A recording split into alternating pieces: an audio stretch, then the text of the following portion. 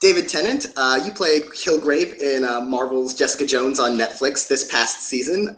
First of all, how did the opportunity come about to join Marvel's ever-expanding universe? It came rather out of the blue to me, actually. On December the 30th, the year before we shot. So that would have been, hang on, would that have been December the 30th, 2014? Am I getting my years round the wrong way? Yeah, that'd be right. Completely out of the blue, I got a phone call, and a script arrived. The first couple of episodes arrived with an explanation that Kilgrave, if you've seen the show, doesn't really show up till a few episodes in. So I read these two scripts where I existed only as a kind of shady bogeyman, really. And then I talked to Melissa Rosenberg, the showrunner, and Jeff Loeb, who runs Marvel TV, and we talked about what the character would be and where he would go, and it all sounded rather delicious. Did it increase the pressure at all when, because the character is built up in those first couple of episodes, to be such this specter of evil, what was it like to eventually get to your own scenes and your own part? Well, it's quite nice to have an entrance like that to give you that much of a build-up. Of course, as you say, the worry is that you can't quite live up to it. But I think that the writing was such, and of course, because it's all played through the prism of Jessica's experience, and it's all, Kilgrave's the horror of Kilgrave is specific to Jessica, and the show is so much from her perspective that I think, the writing served it up, that it would have been hard to disappoint too much. But yeah, of course, there's a pressure just in the practical terms of being on set. I was kind of around Kristen and indeed many of the cast for weeks without really doing anything. It's sort of being a shadow or being a voice on a phone or being a kind of silhouette in a purple suit. So yes, it was hard not to feel a little bit of pressure when I finally had some scenes to play. But they were, it's a fantastic character, and he has such an extraordinary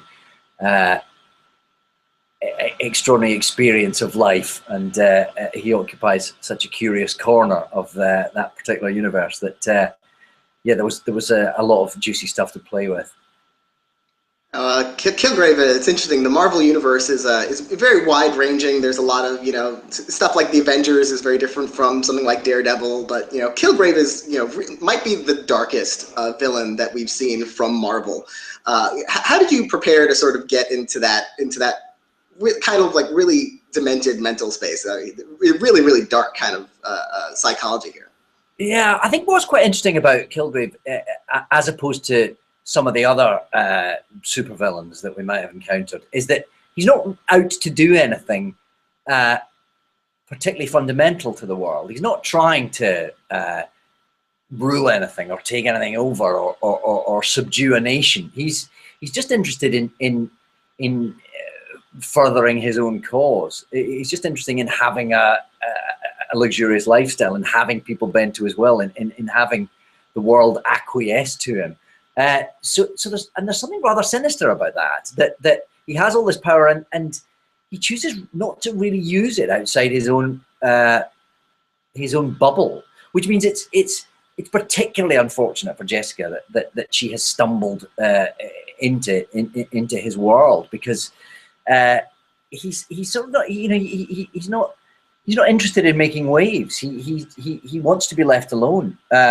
So it's particularly cruel of fate if you should land in his path, and I think somehow that makes it almost more identifiable, almost realer, because there's no sense that what he's doing, if that exists in the real world, you wouldn't necessarily know about it until you stumbled across him.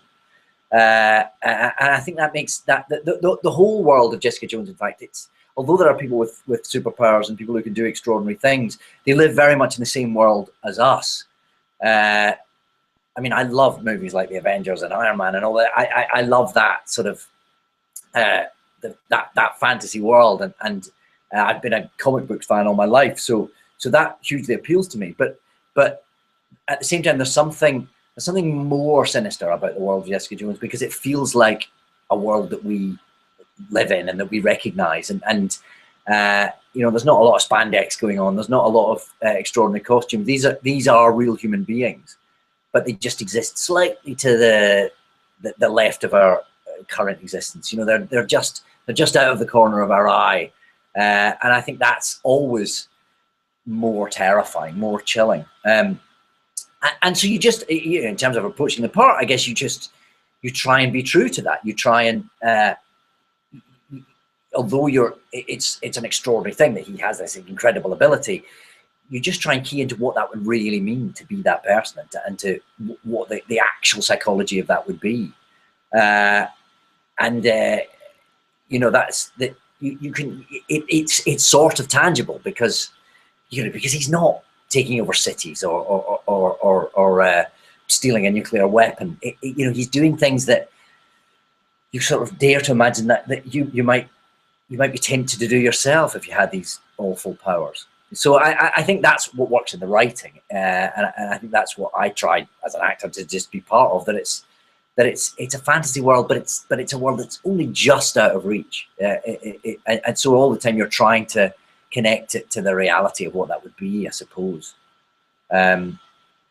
Which is all you ever do with a script, but you know, with something like this, it's tying it to the real, I think, all the time, so that it doesn't feel like a fantasy world that's an escapist fantasy world. It's something rather grimmer than that, and something that it feels like a rabbit hole that you might fall down, I suppose.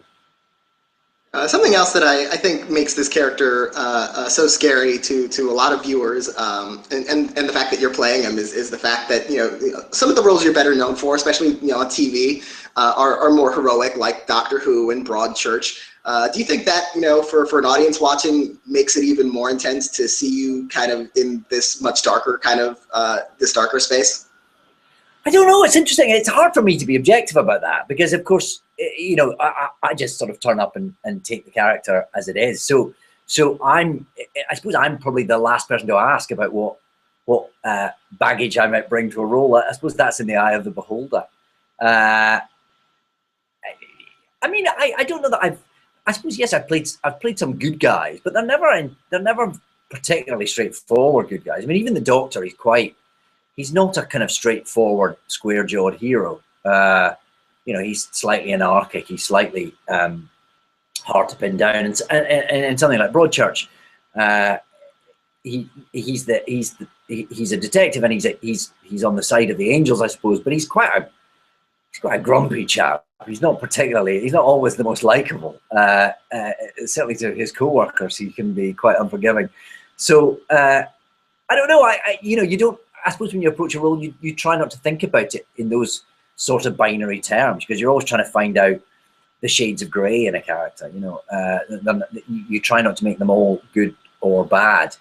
I mean, Kilgrave's a fairly irredeemable chap, but in playing it, you try not to think it that way, because I don't think he thinks of himself in those terms. You know, when Jessica accuses him of all the things that he did to her, he's amazed. He doesn't for a second think that she was unwilling in all that.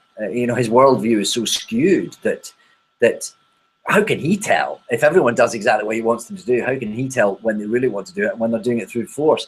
So in playing the role, you're trying to get inside the mind of the character who believes himself to be sort of innocent.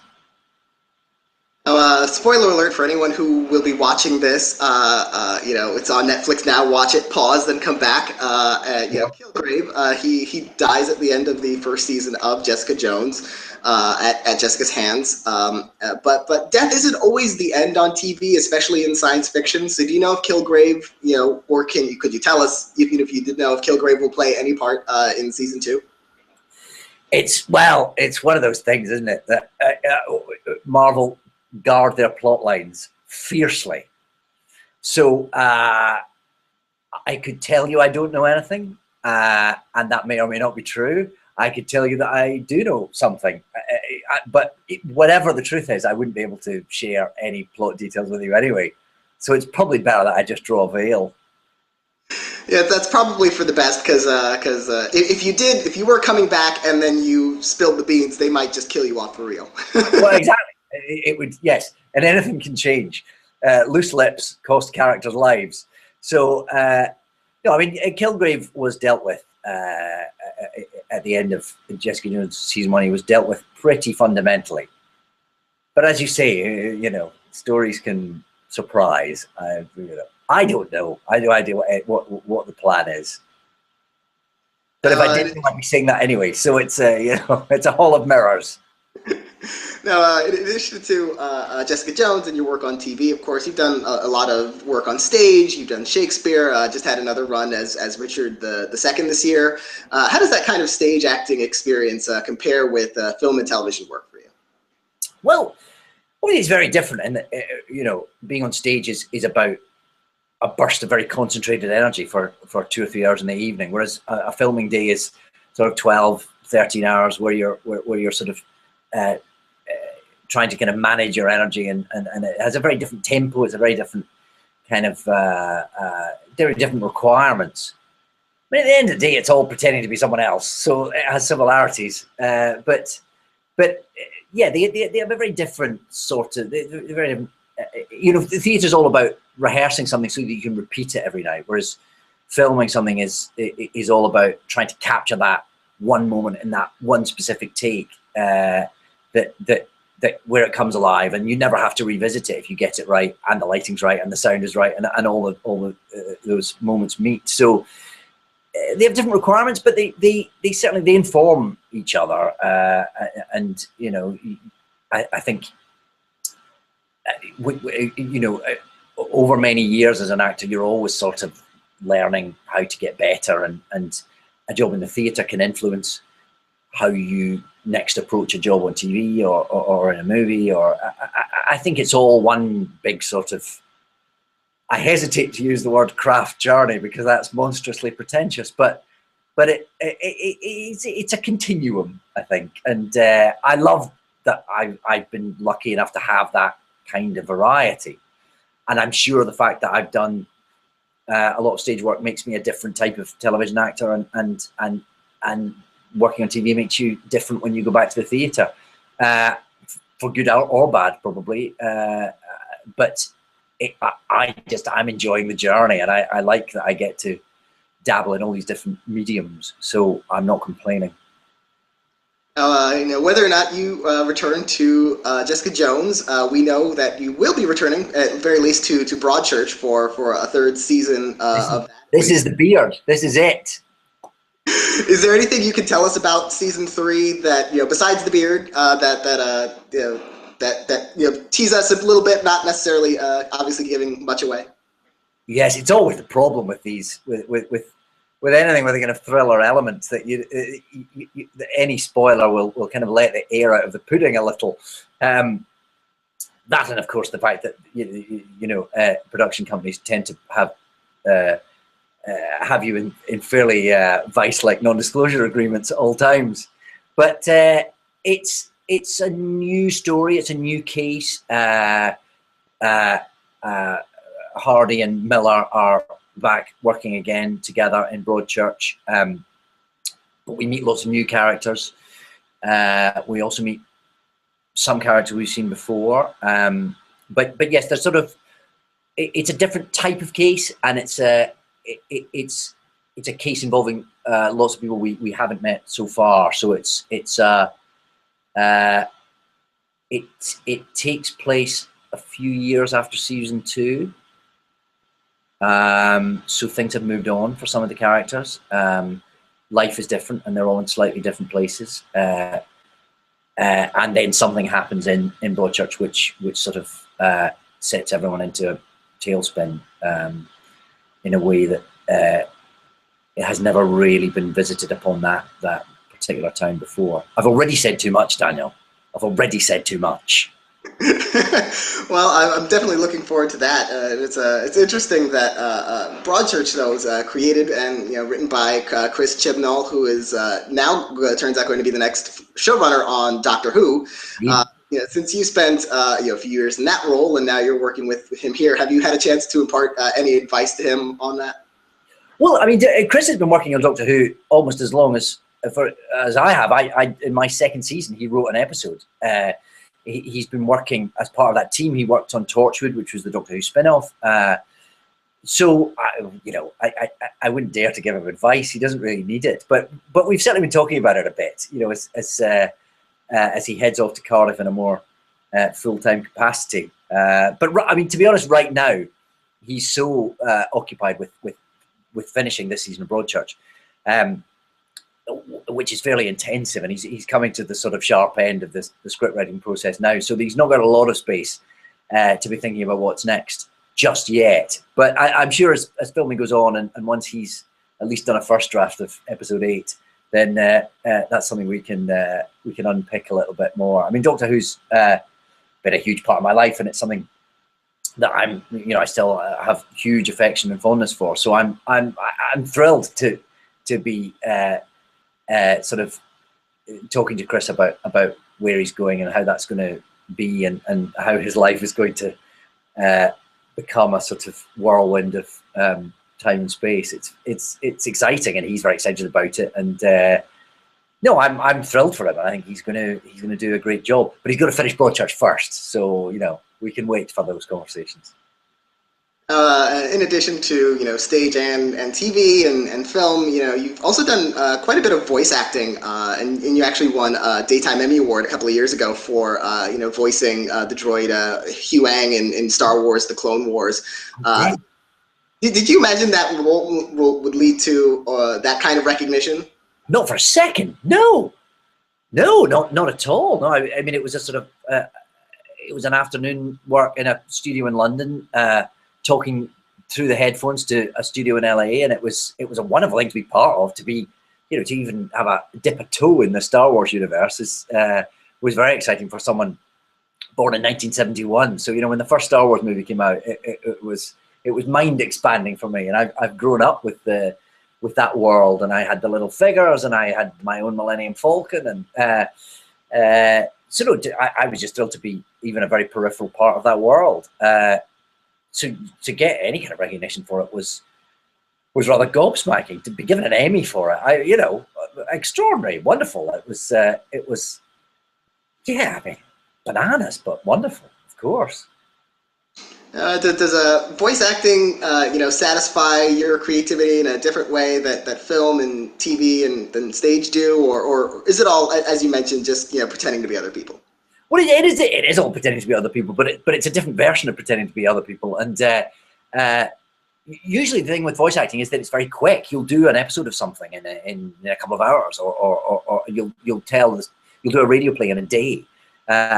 You'll do an audiobook in a couple of days. Whereas filming something at Broadchurch we do over many months. Jessica Jones was 6 months in New York. And that's wonderful too, but it's a different pace again, a different, and it's also about trying to tell a story with kind of one of your tools. You can't do it with a look or raise an eyebrow to finish a scene. You've got to find different ways of communicating story. I suppose it's all, like I said, I'm sort of greedy for the variety of experience. So that's something I love that. It's another thing I get asked to do, and I've got to do some very exciting things like part of the Star Wars series. I've just started doing a series for Disney that I'm very proud of, that I'm probably not meant to mention yet, but that's a character that feels like quite an iconic role, that I'm very excited to be doing that. And, it's just it's another flavor. It's another way of telling stories, and that's sort of what I signed up to do. I want to congratulate you again on all your work and on Jessica Jones, and congratulations on coming back to that show or not coming back to that show. and best of luck on Broadchurch. Looking forward to that too. And thank you very much for talking to me today. Daniel, it's been a great pleasure. Thank you very much.